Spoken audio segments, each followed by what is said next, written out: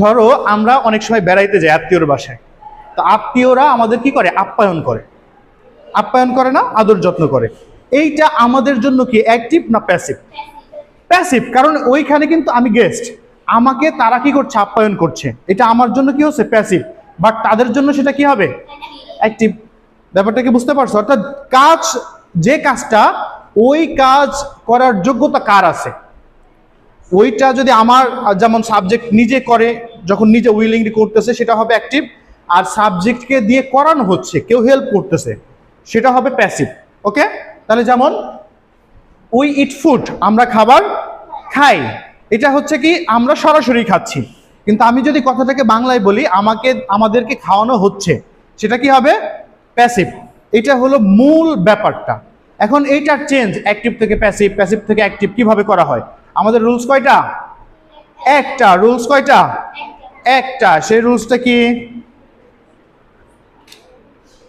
দেখি, শীটটা অ্যাক্টিভ থেকে প্যাসিভ। এই যে দেখো, দেখা যায়, স্পষ্ট দেখা যায়।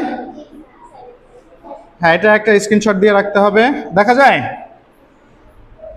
ওকে, হ্যাঁ, আচ্ছা, আরেকটু কাছে, আরেকটু উপরে, এবার দেখা যায়? ওকে, ঠিক আছে, এটা স্ক্রিনশট দিয়ে রাখলে বোঝা যাবে।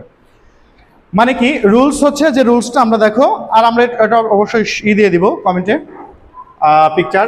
তো এখানে হচ্ছে প্রথমে অ্যাক্টিভ ভয়েসের অবজেক্ট, প্যাসিভ ভয়েসে কি হয়, অ্যাক্টিভ ভয়েসের অবজেক্ট, প্যাসিভ ভয়েসে কি হয়, সাবজেক্ট হয়। Rules, fixed rules. অ্যাক্টিভ ভয়েসের অবজেক্ট, প্যাসিভ ভয়েসে কি হয়, সাবজেক্ট হয়। ফুড কি হয়?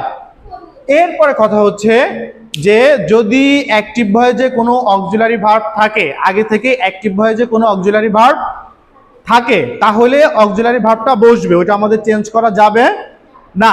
আর যদি না থাকে তাহলে তো নাই, না থাকলে কোনো কথা আছে না, এটা হচ্ছে পুরাতন। আর নতুন করে একটা বি ভার্ব আমাদের আনতে হবে। কি করতে হবে? এটা আমাদের জন্য মাস্ট বি।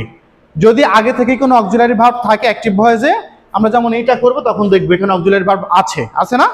বাট এইখানে কি কোনো অক্সিলারি ভার্ব নেই। তো অক্সিলারি ভার্ব যদি না থাকে, তখন আমরা কি করব, অক্সিলারি ভার্ব তো নাই, আমাদের তো আনার কোনো দরকার নাই, আছে। এবার আমাদের রুলস অনুযায়ী নতুন একটা বি ভার্ব আনতে হবে। নতুন একটা কি আনতে হবে? আর বি ভার্বটা কিভাবে আসবে? মূল ভার্ব যেভাবে থাকবে, মূল ভার্বটা যে রূপে, যেভাবে, যে ফর্মে থাকবে, আমরা হচ্ছে নতুন বি ভার্বটা সেই ফর্মে আনবো। কথাটা ক্লিয়ার না? ধরো এইখানে যদি ভাবি, মূল ভার্বটা কিসে আছে, আইএনজি যোগ আছে।